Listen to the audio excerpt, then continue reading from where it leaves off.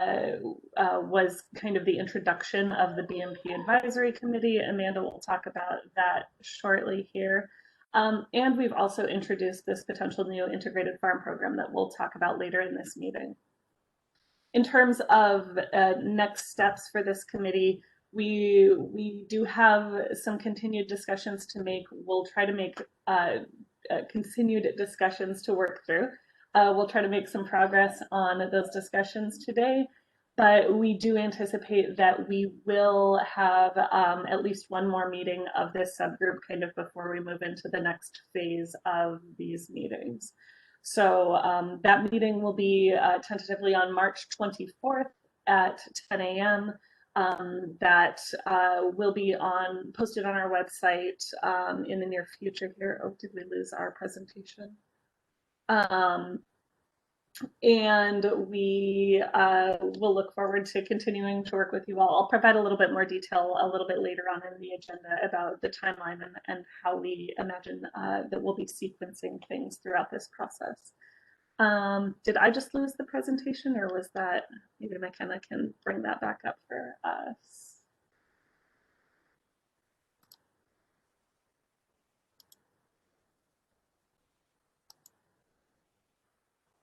Sorry about that. Give us just 1 second.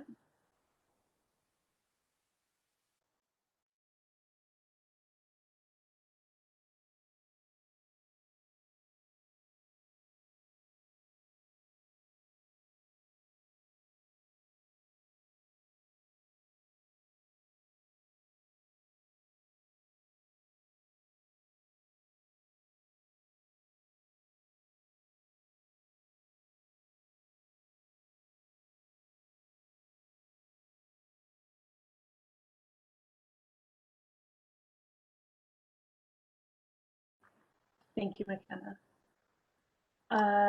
If you could go to the slide just after the recap slide, please.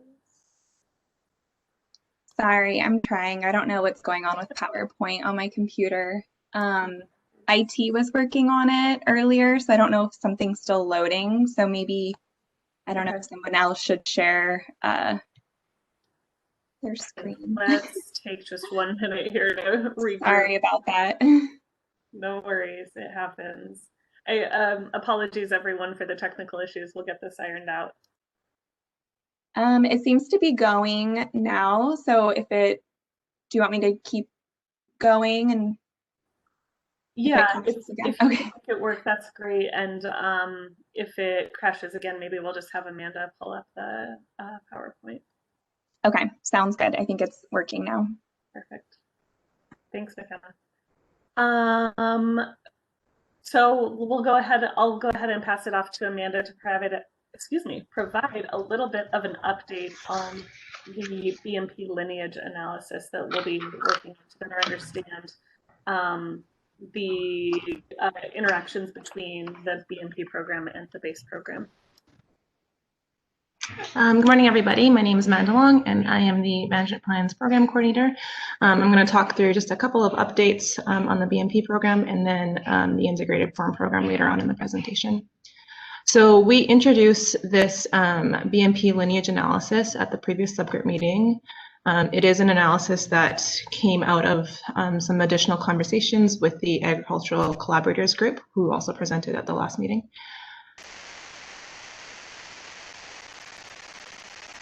Understand between the base and Bmp programs.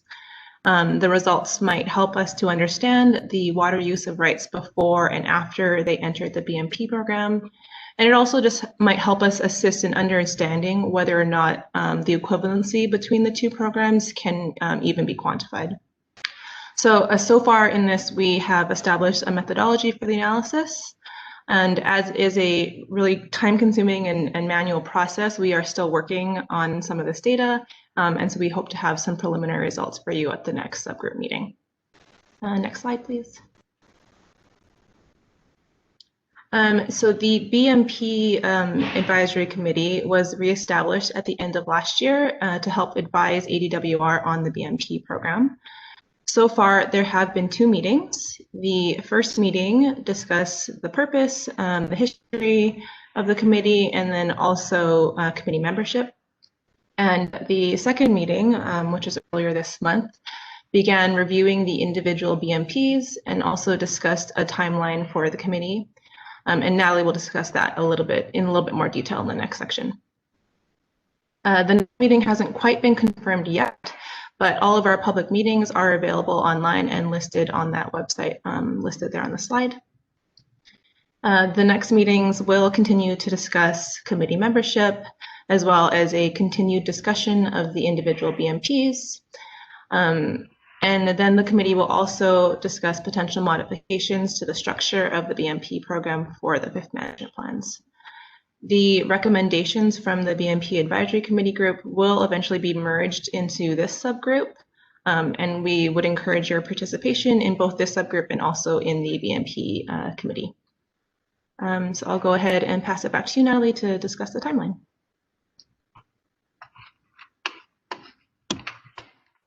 Thank you, Amanda. If we could go to the next slide, please. And you can go ahead and go one more. So as many of you know, since many of you have been participating throughout this entire process, we did back in July of 2019 initiate a renewed public focus on the management plans. We set goals of adopting the remaining 4th management plans by the end of 2020 and having the 5th management plans effective by 2025. We did achieve that goal of completing the adoptions of the Phoenix, Canal, and Santa Cruz 4th management plans by the end of 2020. And the conservation programs in each of those plans will become effective on January 1st, 2023. In order to have our 5 MP programs become effective in 2025, those plans must be adopted by the end of 2022. So you can see that on this timeline on the screen here. We could go to the next slide, please.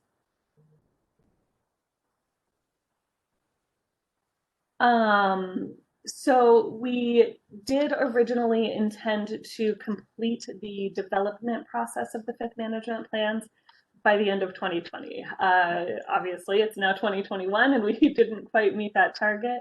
But we do want to make sure that we are continuing these discussions in order to get the feedback and buy-in needed from the regulated community.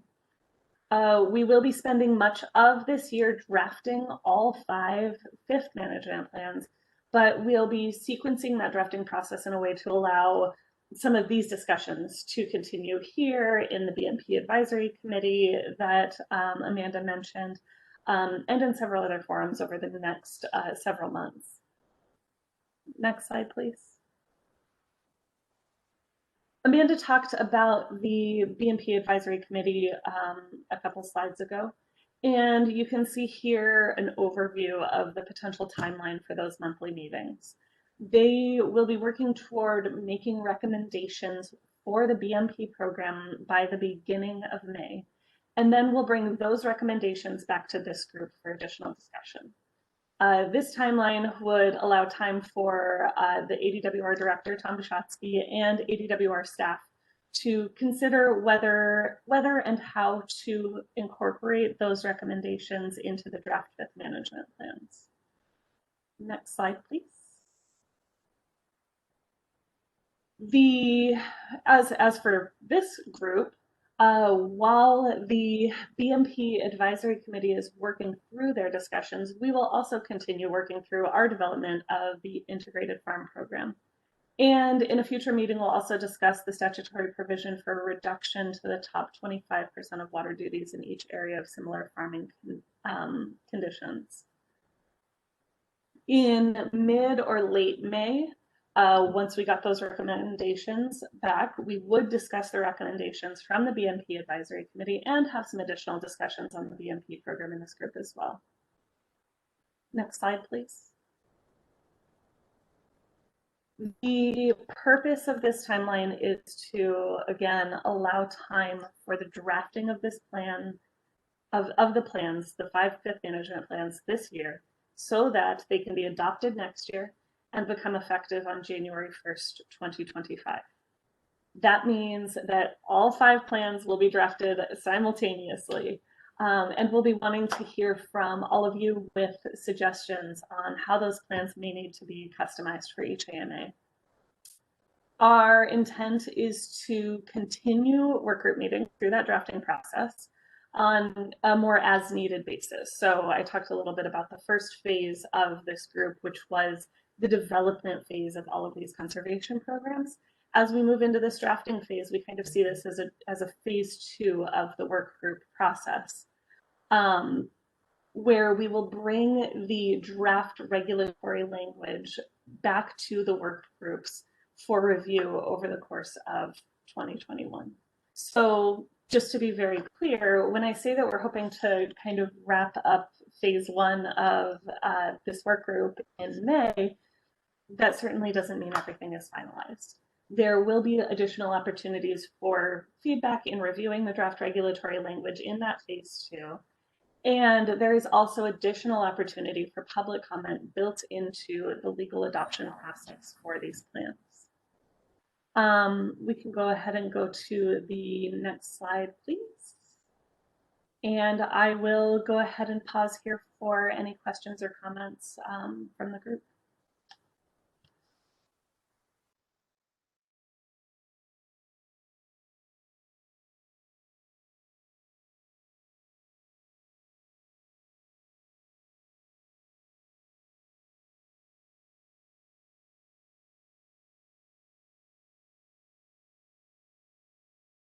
Thank you, Natalie. I don't see any questions or comments from the group right now. I think we accidentally had a shorter timer on that slide, which is okay. If anyone did have any additional questions or anything, please feel free to put those in the chat box as you have them ready, and we can come back to that at a later point in the meeting. I would want to point out, Carol Ward did note in the chat box that we just scheduled the next BMP Advisory Committee meeting for February 9th at 10 a.m. So the announcement for that email will be going out here soon. So thank you, Carol, for that additional information. I think we can go ahead and go to the next slide.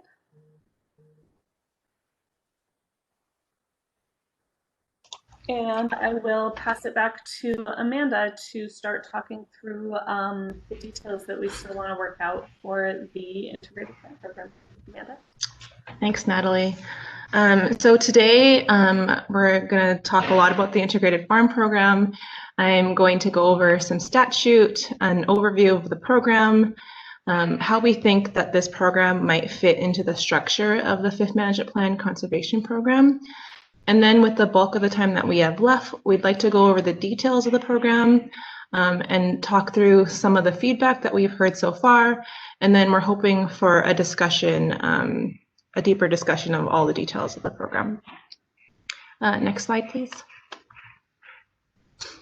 So the integrated farm program is possible under this statute, which allows the adoption of alternative conservation program in the 5th Management Plan, so long as the conservation is at least equivalent to that required under the base program. So this program would be an alternative to participating in the base or in the BMP program. So the statute allows for a bit of creativity in creating an alternative conservation program. We received from a stakeholder suggestion an idea from which we've developed an alternative conservation program that we're calling the Integrated Farm Program. Next slide. So this program will allow for multiple IGRs to be combined under one reporting umbrella. So it's similar to how IGRs can report together in the BMP program, but instead of having to implement BMPs, the allotments from the rights that are participating who have the same owner-operator could be combined. They could be combined, but there would be a cut to the aquifer or a % reduction of the total combined allotment. And the benefit of this sort of a program is kind of two-sided. So farms would have that ease of reporting and also be able to use that water anywhere within the combined footprint. And then for ADWR, this will help to streamline the reports and also help us with meeting our requirement to reduce withdrawals of groundwater. So there are a lot of items that would have to be discussed in the development of this program. And these are what we're going to spend most of our time on today. So I won't go through them in a whole lot of detail, as we're going to talk about them in later slides. But they are a geographic limitation, so how rights will be able to be combined, what that cut to the aquifer percentage might be, how to join and leave the program, and then how flex credits will be managed. Next slide, please. So as a whole, we think that the integrated farm program might fit as kind of a middle program between the base and the BMP program in the fifth management plan. There are a lot of reasons why the BMP program was created, but one of those driving forces was the administrative burden on those farms that are farming multiple IGRs. So the integrated program can kind of occupy a middle space between the base and BMP programs. It would address the administrative burden concerns, but have the simplicity of being an allotment-based program and without needing the owner-operators to comply and report on individual BMPs. So having that middle option could also help to strengthen the conservation and credibility of the BMP program and ensure that that program includes the most efficient and highest conservation farms. Next slide. So I want to provide just a little bit of a visual. It's a little bit of repeating what I've said on the last slide, but it's a bit of a visual that compares the three programs and gives a little bit more detail on the major differences between the three programs. So that little visual on the left there shows two IGRs labeled A and B, both with the same owner-operator. Under the base program, although these two rights have the same owner and operator, they would each have their own allotment and would each be required to report separately. In contrast, in the middle there, the integrated farm program, the owner-operator could combine the allotments of rights A and B and apply that water anywhere on the land of the two rights, but that combined allotment cut to the aquifer or a reduction to the total combined allotment. Under the integrated farm program, they would also be able to combine the reporting of rights A and B. And then finally, to the far right there, under the BMP program, there is no allotment, and the reporting of rights A and B could be combined so long as the owner-operator completes and reports on the BMPs laid out by the BMP program. Okay, next slide.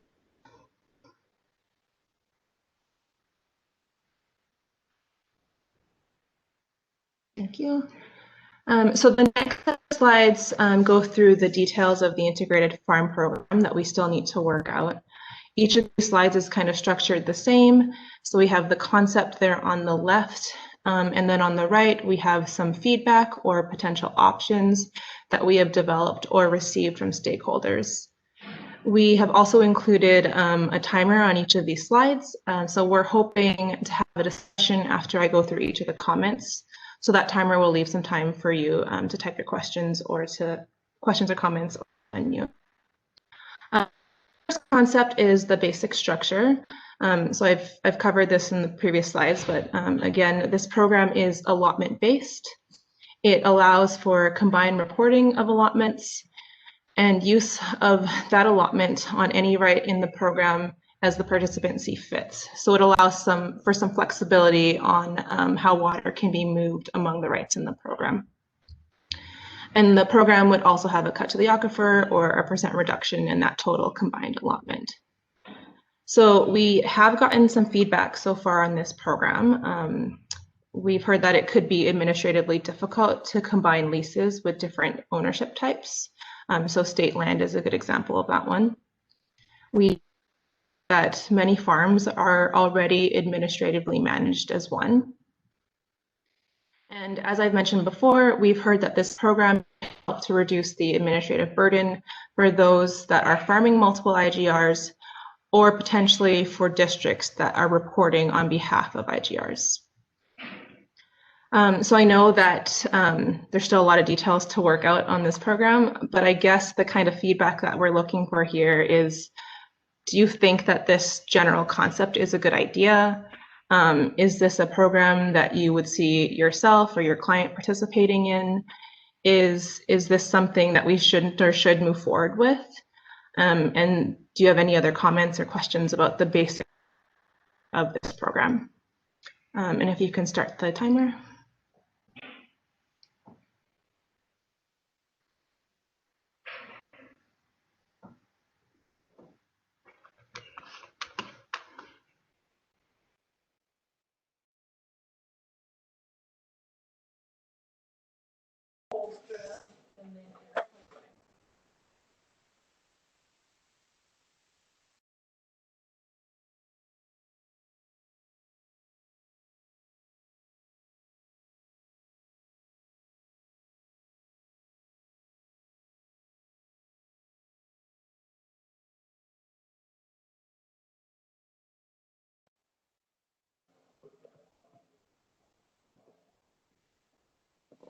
Natalie, this is Patrick. I have a comment. Sure, go ahead, Patrick.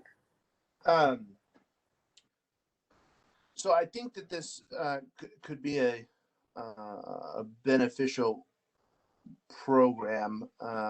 Mostly, I'm going to say probably outside of irrigation districts for the most part.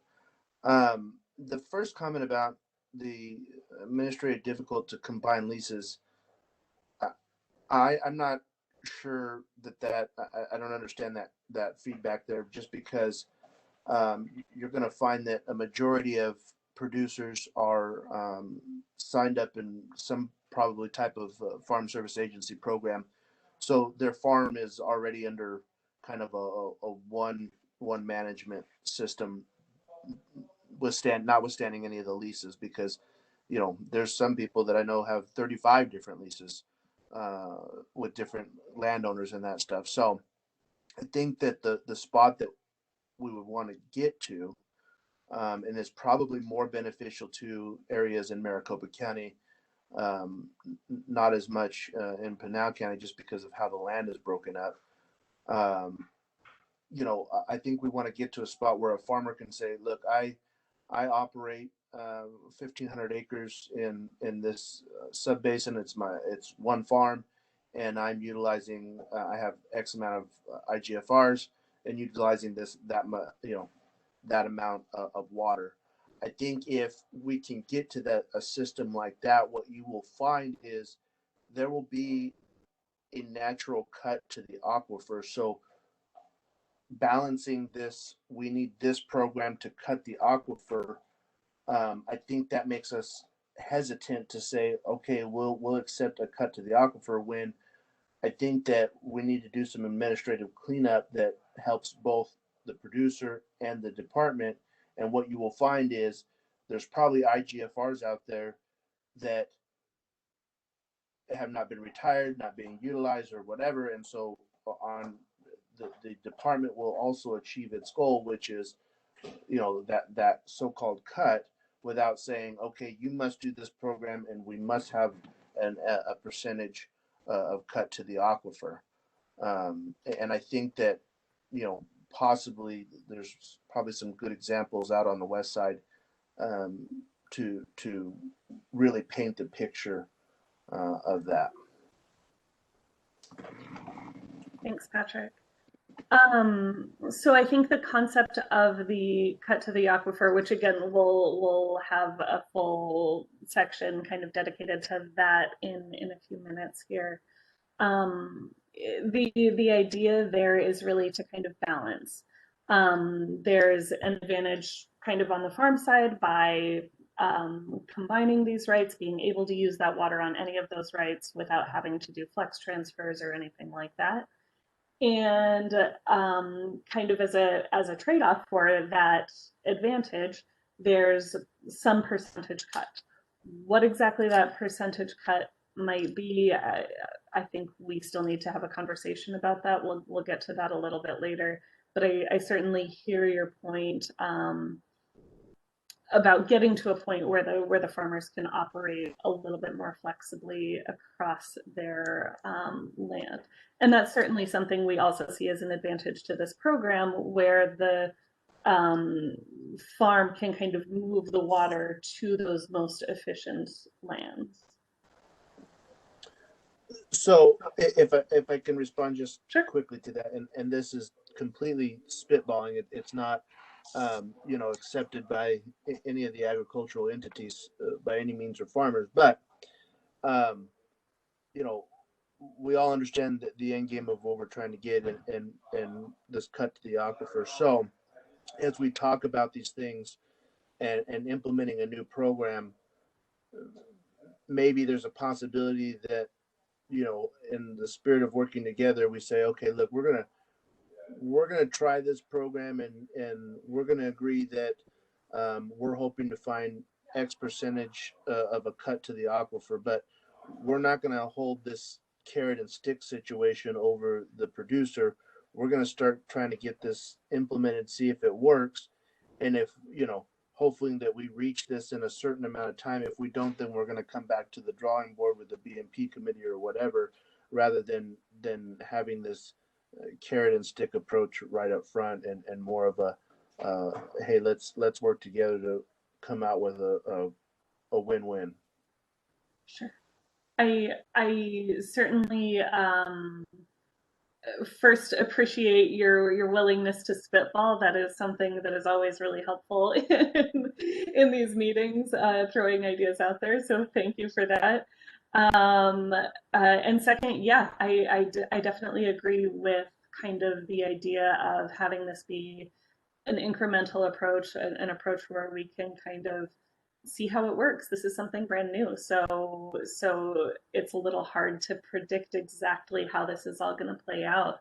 And if we maybe need to adjust in the future, I think the opportunity to do that is an important feature of this. I will say that given our statutory structure and given the statutory requirements around the management plans, we would either have to make those changes under a modification to the fifth management plans, or under a theoretical sixth management plan. But in order for there to be a sixth management plan, there would have to be statutory change. So it would kind of be dependent on the willingness of the stakeholders in the department at that time to go through that modification to the fifth management plans, if that was the route, or in a theoretical future, that potential for statutory change in the future for sixth management plans, or for some other kind of management structure to come in where those changes could live.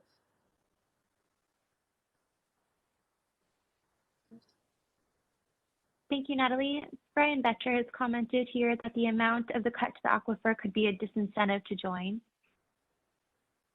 Sure. And Brian, I appreciate the comment. And I think maybe we'll get into the details of that on a later slide here about what exactly is that right balance there. I definitely understand your point there. Pam Muse has commented that she would like to speak. Pam, you're welcome to unmute yourself now.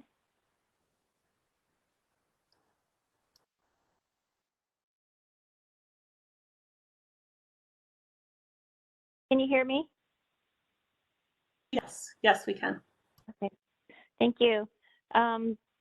So in regards to the feedback of this program being potentially a little bit challenging to implement administratively, that comment was based on the leases that the land department has with its agricultural lessees.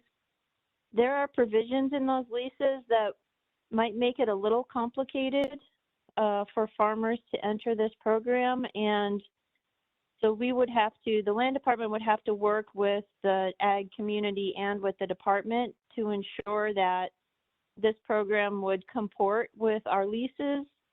Alternatively, we might have to make modifications to our lease boilers or have the lessees apply for an amendment to their lease if they wanted to go into this program, just to make sure that, you know, all the I's are dotted and the T's are crossed. And we don't want to make this program more cumbersome for our lessees. So that's what that first bullet under the feedback examples is based on, is just making sure that this will work with the land department's lessees as well. So thank you. Thanks, Pam. We definitely are interested in kind of working with state land to make sure that we can make this as straightforward as possible. My understanding there, and Pam, please correct me if I'm missing something here, was that a lot of it has to do with moving water that is pumped on state land off of state land.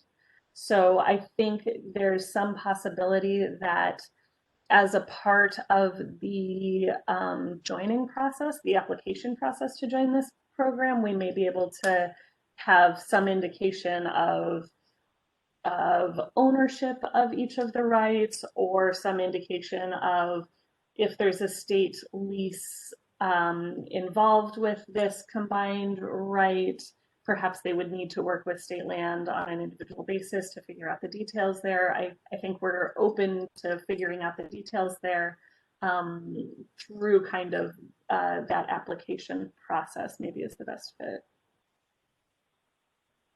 Thanks, Natalie. I appreciate that. Thanks. We have a comment here from Carol Ward. She's commented that one of the strengths of the management plans is the ability to periodically reevaluate how these programs are working and improve upon them.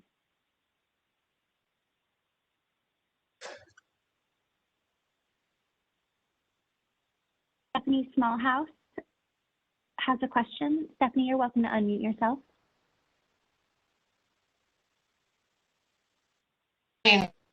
Good morning, Natalie and Amanda. I have a question. Can you clarify kind of the difference between the combined reporting between the Bmp program and what would be the combined reporting for the integrated farm program? Sure, and maybe Amanda, if you could, or I guess McKenna is controlling the slides. If you could go back to the slide with the bubbles on it. Or did we not already pass that yet? Sorry, I might be getting my slides out of order. No, it's back to, I think. Slide 20, yeah.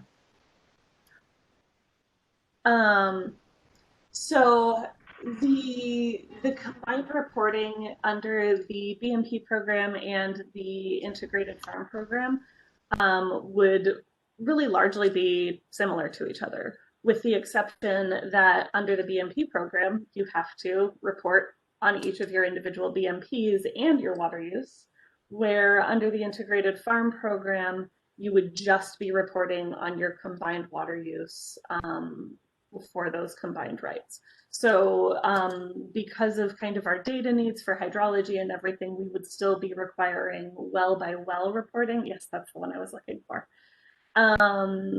But you wouldn't be required, the reporting would be a little bit simpler than the Bmp program because you wouldn't have the additional BMPs and those requirements to report on each year. Okay, and a follow-up question, if I may. Sure. So, and I know that we have a continued disagreement, I guess, or an ongoing disagreement about the conservation interpretation, but let's just say for the purposes of this question, let's just say that we agree with you and that conservation means that there'll be a reduction, an actual quantity of reduction over time. If that were the case, at what point, and I know this goes into the safe yield and diminished use and all of these questions, but for the purposes of this discussion, at what point does the cutting?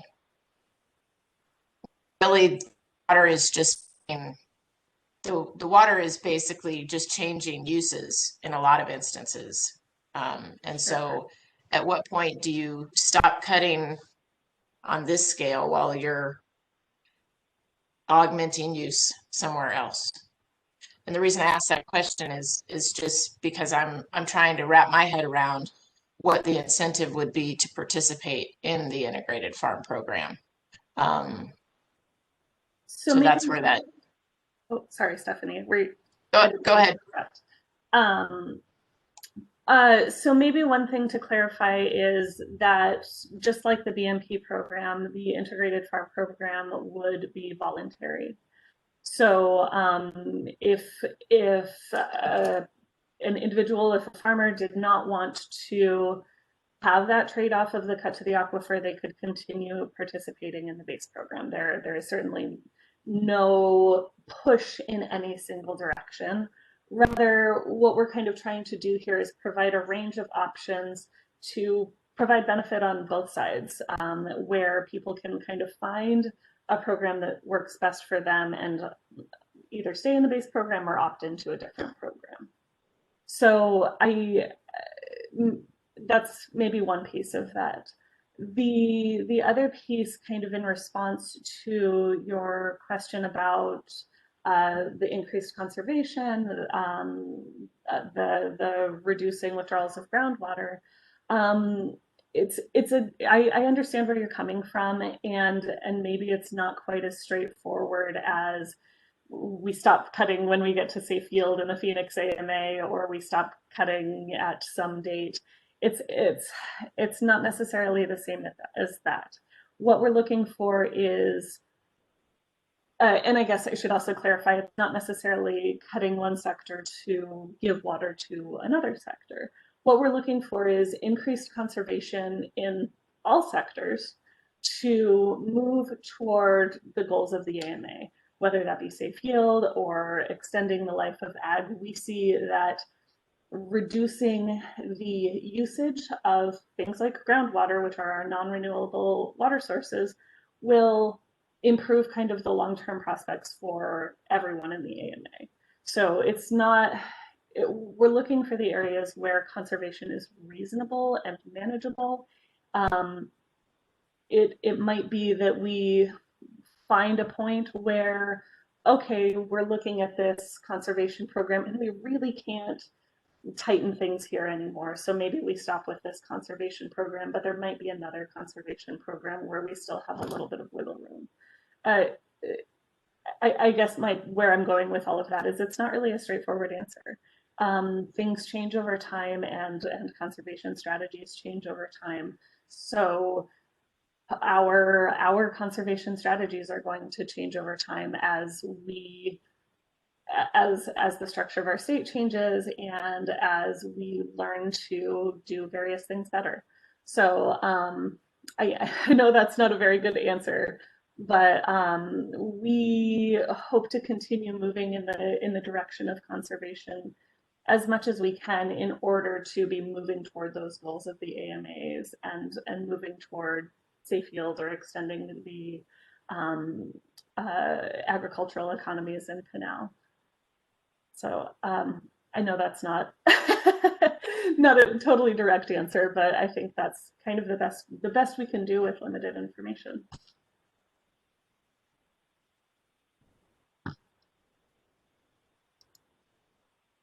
Thank you, Natalie. Mike Caparasso has a comment. Mike, you're welcome to unmute yourself. Yes, good morning.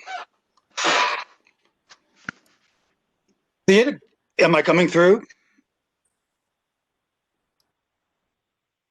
Yes. Okay, great, thanks. My first, actually not a comment as much as a question. It seems like your integrated farm program and your BMP program are attempting to be somehow combined, and that confuses me a little bit. They are separate programs, correct?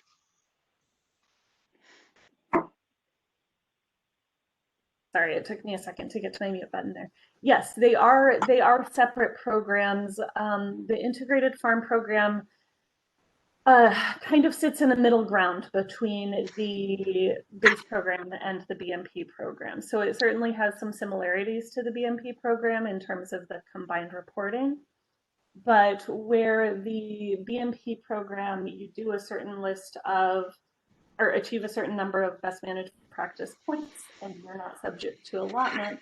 Under the integrated farm program, you would still be subject to an allotment, but you wouldn't have to report on those practices or achieve that number of points. Thanks, Natalie. I understand. Go ahead. Oh, I was just going to say something we've heard particularly from folks outside the irrigation districts is that it's a little bit hard for them to achieve the number of points required under the best management practices program. So the integrated farm program might be a good option for them in allowing them to kind of combine their allotment in a way that they honestly already do, utilizing flex transfers and that kind of thing. So it, particularly for those farming multiple rights outside of irrigation districts, we see that there could be an administrative benefit for the integrated farm program. Correct. Okay, well, thanks for that clarification, Natalie. I do have a couple more comments or questions to go through here. I do know this is going to be a conversation for later, and the cut to the aquifer is going to be a big issue with this integrated farm program. Huge issue, I think. And also, if you look at the perspective of the inefficiency of agriculture, which isn't really inefficient from a water use perspective, but ADWR has said 80% in their allocation-based program is okay to establish your annual allocation. Well, that gives you 20% of the water used on the farm going to deep percolation. And in some areas that could be significant if the aquifer is within 100, 200 feet below surface. If it's 300 or 400 feet, it may not be as beneficial, but anyway, that's just something to think about when you're going through this process, that there's already a cut to the aquifer that's naturally occurring. The 5% that has been used in past management plans is kind of maybe okay for residential if you're looking at housing, which is probably very generous under the assured water supply rules, but for ag, 20% is quite significant if you're starting to look at a deep percolation situation with the actual agricultural operations. But that's something that can be discussed further. The combined IGFRs is an excellent idea administratively. I do think that even within irrigation districts that it could provide some benefits. I'll ask you to go into the archives, or not even the archives, into the annual reporting that has been done for FICO, because back in the 80s and 90s, FICO was actually, it was a nightmare for reporting. And I would suggest looking at the way they report, because they have like 5 IGFRs down there, and that's exactly what was created for them to basically report their annual water use, combined all the IGFRs into one. And there's a lot more reason maybe why that was done for FICO at the time than what you're looking at into this program with, and that was continuous acres. And it was a very difficult challenge, especially for farmers who were operating their well systems.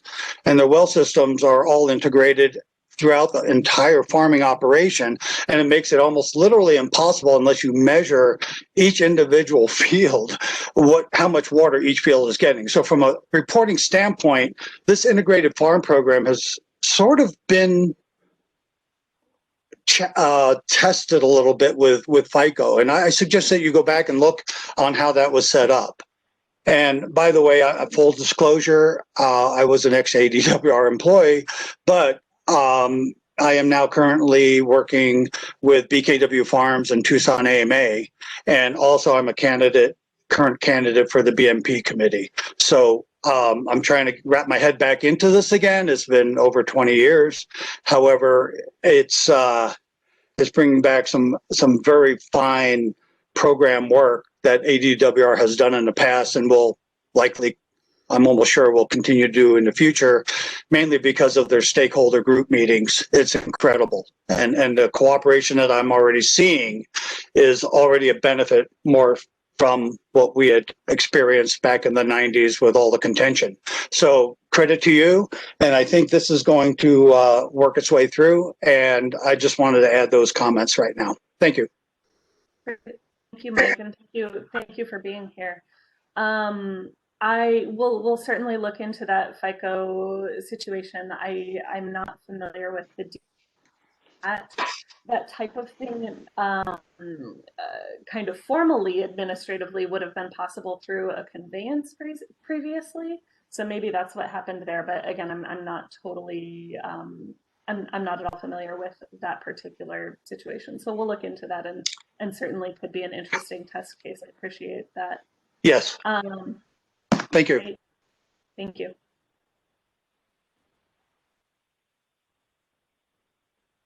All right, Alex Arboleda has a question. Alex, you're welcome to unmute yourself. Thanks. Yeah. I'll put my video on here too. Thank you. I have a comment and a question. I think that the integrated farm program seems generally like a great idea. I think, you know, creating efficiencies in reporting would be beneficial to farmers and also beneficial to the department. So I think this seems like a good idea. My question is kind of along the lines of some of the previous questions, but relating to the cut to the aquifer. I'm just trying to understand what is the policy rationale to have that specifically related to this program. What, you know, what is the basis for that from the department's perspective? Sure. Thanks, Alex. So when we were originally discussing the basic idea of this program, there was some concern that there would potentially be basically an increase of total water use associated with this program. So the idea of the cut to the aquifer is to try to help avoid that. The way that increase in total water use might occur would be using water on fields that had historically been fallowed or had a large balance of flex credits on fields that water could now be moved onto. So some of that was kind of considering making sure that we're statutory requirements in developing an alternative conservation program. So the statutory requirement is that any alternative conservation program should be equivalent to the base program. So we wanted to make sure that we weren't kind of inadvertently allowing increased water use here by allowing that water to be used in different places. And also the idea of that cut to the aquifer was to fit within another piece of our statutory structure, which is the requirement to reduce withdrawals of groundwater. So both of those kind of work together, and we thought this cut to the aquifer was a simple to understand, easy, kind of elegant way of allowing benefit on the farmer side with the combination of rights and a benefit to the aquifer, or on the water management side of moving things in the direction of reductions in withdrawals of groundwater. Thanks, Alex.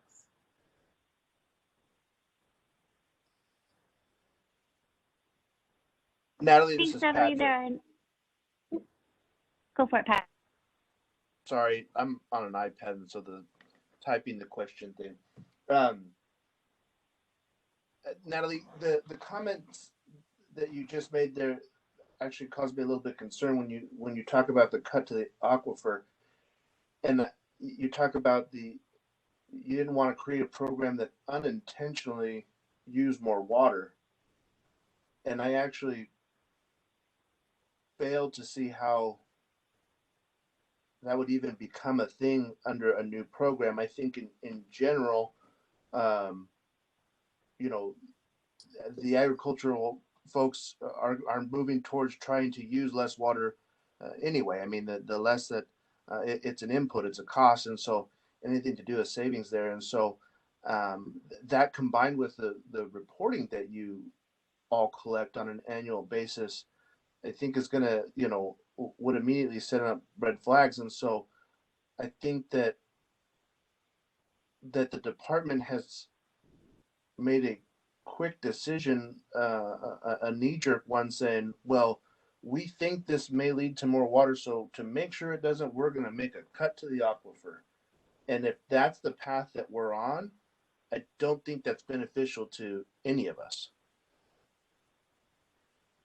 Sure. So I guess I could clarify there that the concern there was particularly related to moving the water onto different lands so it would be able to be used so in different locations. So there's a benefit there, which perhaps there's on balance some cut to the aquifer related to that.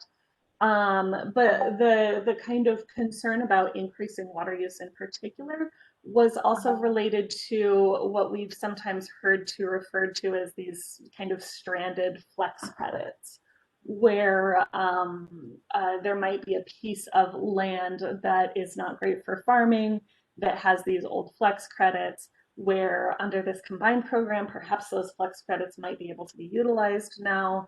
So we just wanted to make sure that we're looking at kind of the big picture of all of this. Certainly there's discussion points for each of those things later in these slides.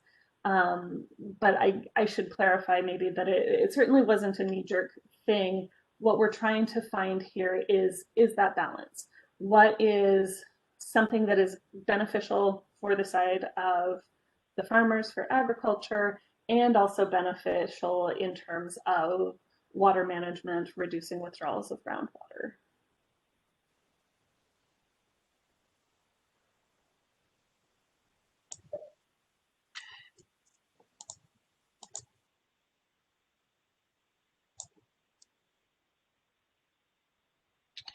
Natalie? Sure. This is Stephanie. Yeah. So your guys referring to the next slides. So is there a slide on the flex credits that shows us kind of how many of those kind of what you said stranded flex credits exist? Or is that something that we maybe don't necessarily know?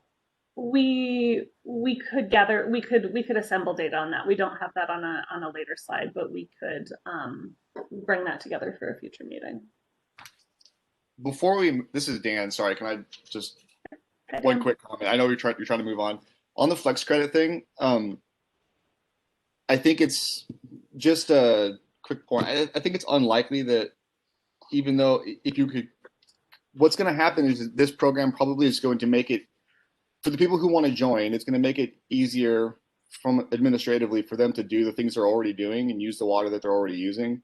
I don't really think it's realistic that it's going to have any actual change in farming practices or water use patterns or how much water is used on the farms. I think you'll see the same amount of farmland being farmed and the same amount of water being used and less paperwork being filed in response to it. I just wanted to point that I don't really see, I think it's unrealistic that even if you combine those flex credit accounts, and then maybe there's a way to deal with that concern just by addressing the flex balance issues, but I don't really see, I don't see that affecting the actual on the ground water use so much as what kind of hurdles do the farmers have to go through to be able to continue using the amount of water that they use today. Thanks, Dan. That's an interesting perspective and certainly something we can kind of consider here.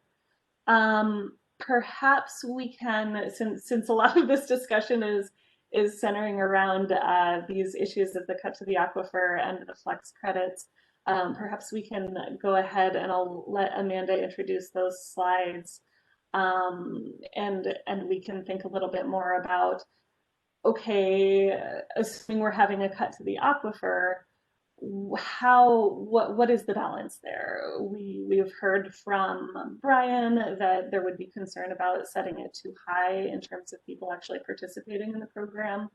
I think that there is an interest on the side of the department to include a cut to the aquifer, have some benefit to the aquifer in reductions in withdrawals of groundwater built into this program.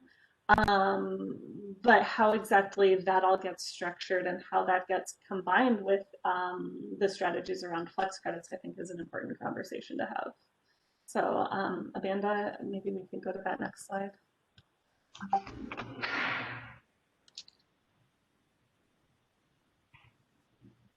So the next topic we haven't really quite touched on, cut to the aquifer is next after this, but first we got to talk about the geographic limitation. So this is how IGRs will be able to participate in the program and combine their allotments and reporting. So in other words, in what proximity or how close do the rights have to be to each other in order to participate in the program? So some options for this could be if the IGRs are in the same district, they could participate. If they are in the same sub-basin, they could participate. Maybe this could look the same as the BMP program. So IGRs would need to be contiguous a half mile with the common distribution system. And this could also be structured similar to how flex credits are done.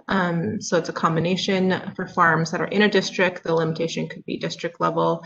For farms that are not within a district, it could be sub-basin level. And we also got an interesting suggestion from a stakeholder to maybe allow multiple levels of geographic limitation, but structure the cut to the aquifer kind of based on that. So for example, if you have a smaller cut to the aquifer for farms that are participating that are contiguous, and maybe a larger cut for farms participating at a sub-basin level. So similar to the cut to the aquifer in setting this geographic limitation, we don't want to make it to discourage participation in the program. It's got to be a balance between meeting the department's and also having participation by farmers. So we'd like to know what's a limitation that might make it not worth it to join the program or make it worth it to join the program. If there's support for any one of these options, or if there's another option that we haven't thought of yet or haven't heard about yet. Yeah. So we are having a couple issues with the timer. So I think we're just going to take a minute pause and not actually start it, just so it doesn't freeze our slides again. So we'll go ahead and take a little bit of a pause and stop for questions. I'll just add something quickly to what Amanda said. Something else that we heard is in terms of the geographic limitation, it might cause some issues if combinations were allowed of IGFRs from 2 different districts.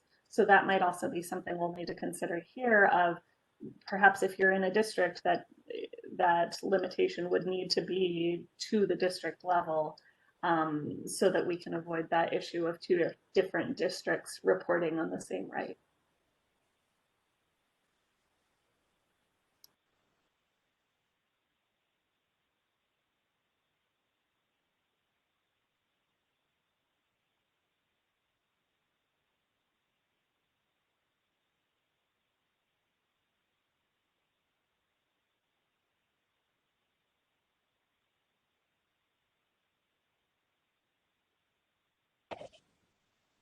Hey, Natalie, this is Brian Betcher.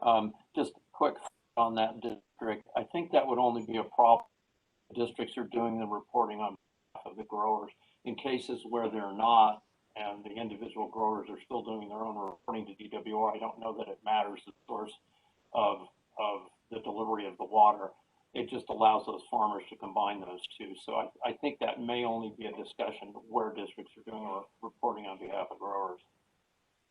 Okay, that may be something we would need to look into a little bit more. I know at the department level, we do compile data to the district level. So I guess we would just have to look into that reporting and see if we would still be able to do kind of that district level compilation, even if it was combined reporting.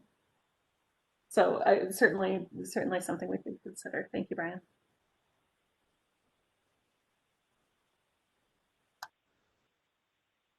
I'm not seeing any questions or comments in the chat box at this time. This is Brian again. Just one other thing, and I think I understand the limits with the subbasin. I think the contiguous nature that you mentioned up in the BMP program, I think I'd like to see that just removed from this discussion, because I think it just needs to be left to the growers in terms of how they efficiently manage their farms as to whether or not IGFRs being contiguous is an issue to them. I know in some districts, in some areas, you get farmers that have multiple locations that are not contiguous, and they still integrate that into a very efficient farming operation. So I don't know that, that might be one less thing to worry about in all of this, and just focus on districts and subbasins. Thanks, Brian. I think we've heard that similar sentiment from a number of people. Related to maybe not going as far granular as contiguous. So I appreciate that. Thank you.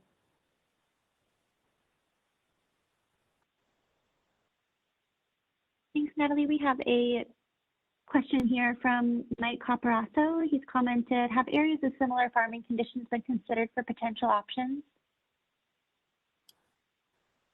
That's a really good question.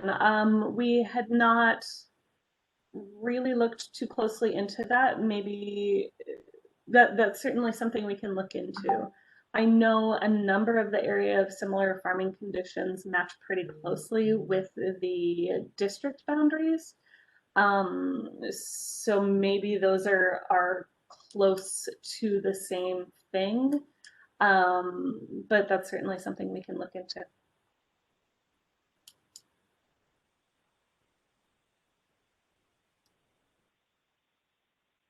Thanks, Natalie. Nothing further in the chat box.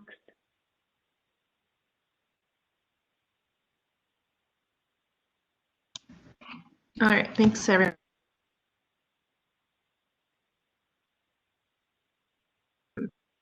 After the meeting, I need a little bit more to digest, need a little bit more space to put your thoughts down. We can go to the next slide.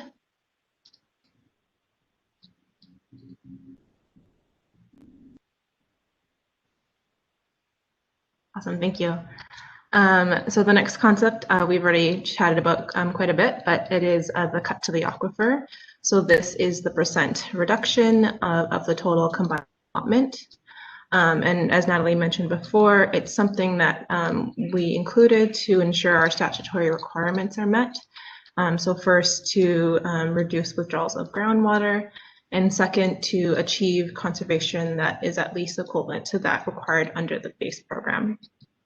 And in determining this cut to the aquifer as the geographic limitation, we want this to be balanced. So something that wouldn't discourage participation in the program, but would also allow us to meet our statutory requirements. So we've heard a lot of options could be done for this, and we're hoping to hear a couple more after this. But one option could be the very simplest, to kind of just have 1% for across the entire program. We could do some AMA level customization, so different percentages for different AMAs. As I mentioned in the earlier slide, we could do different cuts to the aquifer depending on the geographic limitation. So a larger cut for a larger geographic limitation, and a smaller cut for a smaller geographic limitation. We have also had an interesting suggestion to maybe kind of have a menu of options for participants to choose from as they enter. So this would include a cut to the aquifer from the combined allotment, and then also a cut potentially to the non-saleable flex credits. So this could look like having an option of choosing a lower cut to the aquifer and a higher cut to non-saleable flex credits, or maybe vice versa. So again, for the cut to the aquifer, our goal is to have it be balanced. We really don't want to be creating a program that no one's going to participate in, but we want it to be kind of a win-win for both sides here. So we'd be happy to hear if you kind of support one of these options, or if you have any ideas of how we could structure this. Amanda, maybe let's cover the flex credit slide here as well before we take questions, just because I'm seeing a lot of the conversation kind of centering around both of those things as a unit. So maybe it's useful to talk about those two things together. Okay, sure.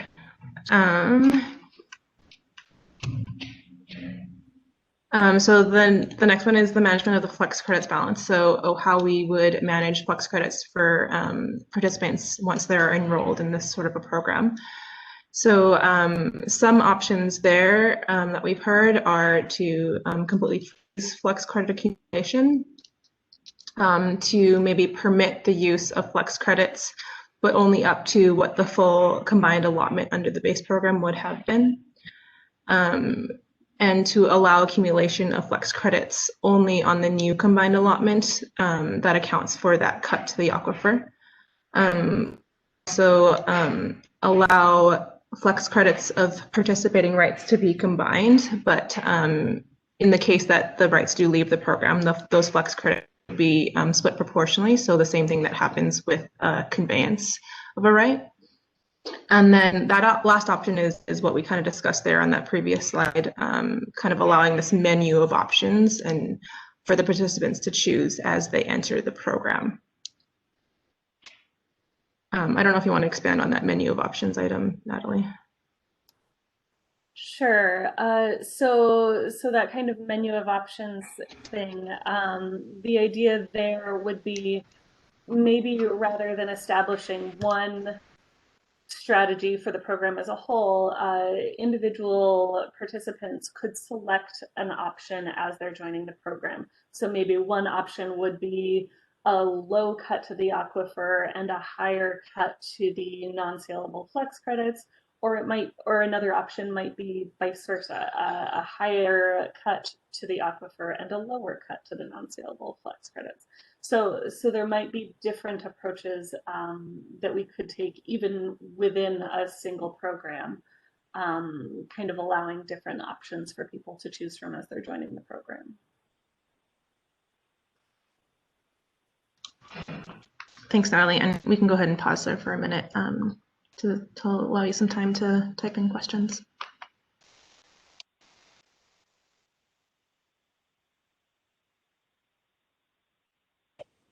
This is Brian Betcher. I think the flex credit accumulation being frozen, there was a good reason for that in the Bmp program. I think that would right off the bat create a disincentive to move to this program, because I get an understanding that folks are reporting these single IGFRs separately and moving flex credits each year as they need back and forth among them.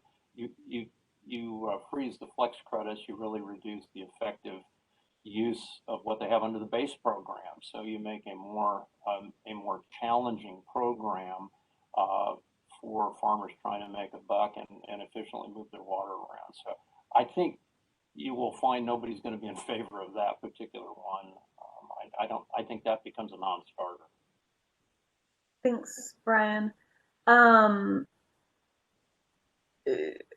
Maybe in the spirit of spitballing here, can I ask a follow-up question there about, could there be a variation of that where only those non-saleable flex credits are frozen, but any that would still be kind of in that saleable time period could potentially be left alone under that strategy?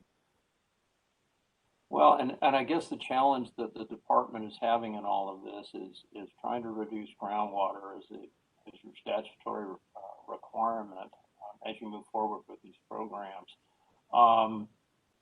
But you have growers that are looking at, if you've got flex credits not available for sale, I guess that might be what you're getting for. They've already been locked into a particular farm. Okay. And so if you combine IGFRs together, you might have a block of IGFRs on a farm that's not being used regularly that will never be accessed. So if all of a sudden they can now be accessed because they're combined, does that create the potential for more water use? I guess you'd have to look at, analyze some real life examples to see if you think that's really there. I think I'd go back to the comment that Dan Jones made earlier in the session that, is any of this really going to affect the current water use patterns of the growers, yes or no, by doing this? And I think that has to be evaluated too as you go. I see that is where that could be an issue because they're not available for sale. Now, right now, currently, I think growers are very aggressive about accessing those that are available for sale each year. And I don't know if there's something in that works. But I see where you're coming from on that. Thanks, Brian.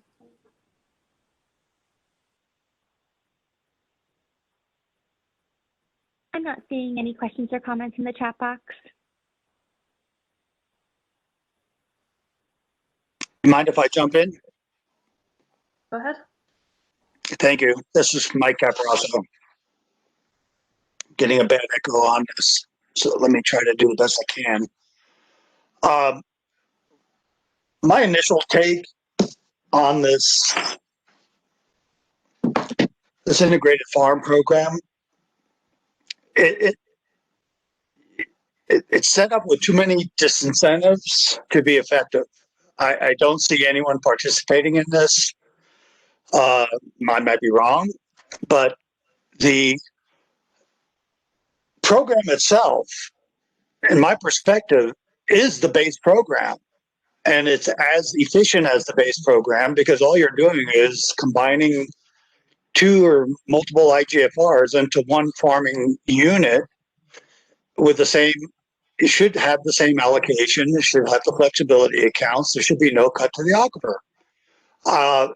We're looking at administrative burden, and it is an administrative burden to transfer flex credits to annual report your water use. But this is the base program with more restrictions, and I don't see the attraction to participation in this without further maybe qualification of what you're going to allow for flex credit accumulation, which is worth its weight in gold, and also the cut to the aquifer. So there's one other factor here that I don't hear or here being considered is the use of alternative water supplies and the impact of farming operations or the benefit to the groundwater supplies using alternative supplies. So again, the flexibility burden on using multiple water sources on a farm is tremendous when it comes to annual reporting. I'm somewhat concerned that this program is well, this is the first time I've really looked at it and listened to it, so I'll reserve my full judgment on this. But anyway, it's got from my perspective, it's got a long way to go to be acceptable to the farming community. That's all I have right now. Thanks. Thanks, Mike. And maybe a point of clarification here, what we've laid out on each of these slides is kind of the range of imagination so far, if you will. So this certainly, what you see on the slides here certainly doesn't have to be the only options or potential options for each kind of aspect that we're working through here. We're certainly looking for additional ideas. We're certainly looking for thoughts on how these things might all come together in a way that kind of balances both the needs of the farmers, makes the program palatable, but also still has a benefit to the aquifer. So I definitely hear what you're saying. We're definitely kind of considering how all these disparate details might come together to make sure that there's not too many disincentives, as you put it. So we'll certainly kind of continue having those conversations as we work out the details of each of these individual items and see how they come together and whether that end product is something that is reasonable. Thank you, Natalie.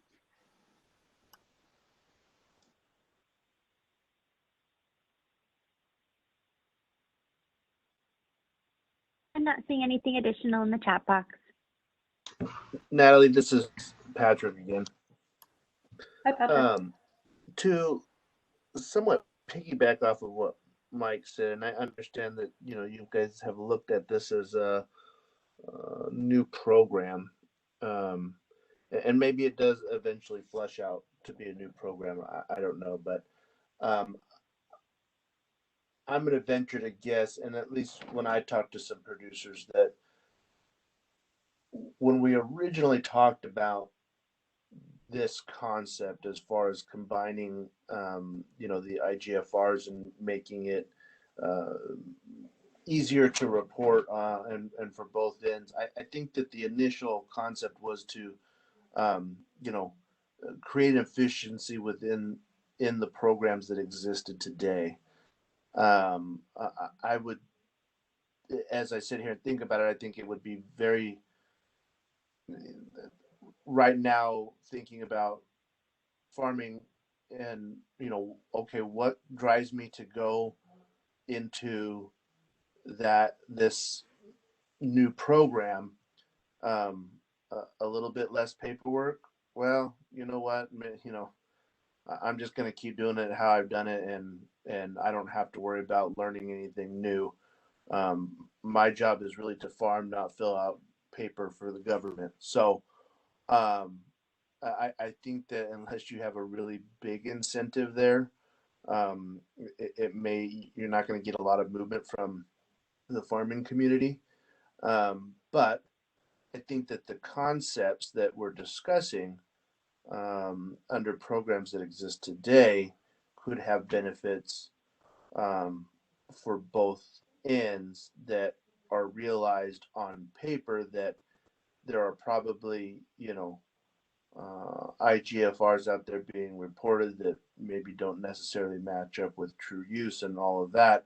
And so when we get more efficiency on the reporting side, I think it's going to show again that there's not as much water being used out there as once thought, gaining the efficiencies that everybody is looking for.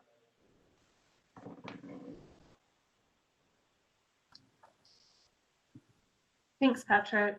I certainly hear what you're saying. I think the additional advantage to the program beyond just the administrative burden piece is really that kind of being more directly able to combine the allotments, move the water to the most efficient land, similar to what is able to be done under the BMP program. So I certainly hear what you're saying. As I mentioned to Mike, we certainly want to work through kind of the combination of all of these different aspects to make sure that this is a reasonable program. So I guess we'll kind of continue in that direction, and hopefully I think we'll be able to come to some kind of a balance on the different aspects of this to find something that's really functional.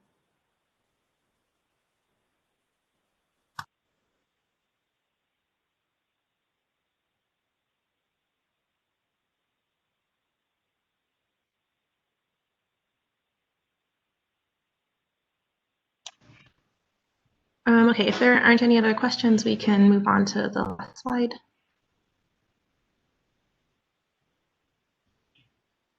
So the final concept is how participants would enter and leave the program. So a suggestion here might be to keep the process similar to that of the BMP program. So have an application to join. The participant would have to have their Flex accounts in compliance. So no debt in excess of 50% of an annual groundwater allotment upon entrance into the program. And then to opt out, again, similar to the BMP program, which includes a written request for new owners. So the feedback we've gotten so far on this one is to keep it as simple as possible. Don't reinvent the wheel. Don't change up a whole lot. Keep it with the process that's already familiar with farmers. So we thought something similar to the BMP program might be appropriate. But again, we're happy to hear if there are other ideas of how we can structure this kind of enrollment and opting out process. So we can go ahead and pause there again if there's any more questions. This is Brian Betcher. Just one thought that came to mind on this is, depending on where the program lands in terms of how flex credits would be handled, might make leaving the program a little bit challenging, because then how would you redistribute flex credits back to the individual water rights if you go back to that? So I think that would be have to be considered on whether or not that creates a complication, or if there's an easy way of doing that. I think depending on how you choose to handle flex credits will make that more or less difficult to deal with. Sure, thanks, Brian. And I think the initial thought there, maybe the most straightforward way to go about that would just be to distribute them back to the individual rights proportionately. But perhaps there's multiple options there. Certainly something that will need to be considered.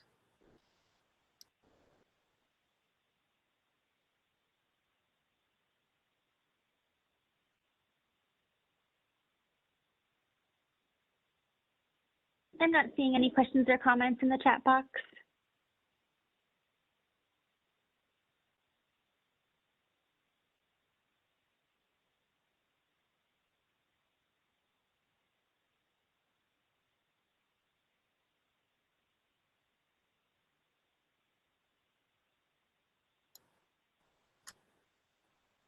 All right, we'll go ahead and move on then. We can go to the next slide. Thank you. So as we kind of pointed out in the beginning of this meeting, we have a lot to talk through in the details of the integrated farm program. I would really like to thank you all for your willingness to discuss this today, for your participation today. Certainly a robust discussion going on in this meeting today. So we really appreciate all of your ideas and your participation here. I think we still have a few things to kind of nail down for the integrated farm program, and I think our next meeting will also have a discussion of that 5% reduction of the top 25% of water duties, the statutory provision that would allow for that. So we've got a lot of ground to cover still, but we really do appreciate all of the time that you all have taken to engage with these issues and to think through all of this and provide ideas. If we could go to the next slide, please. And I guess that's it. With that, I know we are just about at our time limit today, so I really would like to thank you. We will put the link to the questionnaire back in the chat box here. There it is. Thank you, McKenna. Please, if you have any other thoughts, if you have additional questions or suggestions, please add those to the questionnaires. A lot of the same questions and items that we touched on throughout today's presentation are included in that questionnaire. So any additional items that come to mind after today's meeting can certainly be submitted through that questionnaire. Thank you again for all of your participation, for all of your engagement throughout this process. And we will look forward to hopefully seeing most of you in that next Bmp Advisory Committee and also in our next meeting of this group in March. Thank you all for your time today.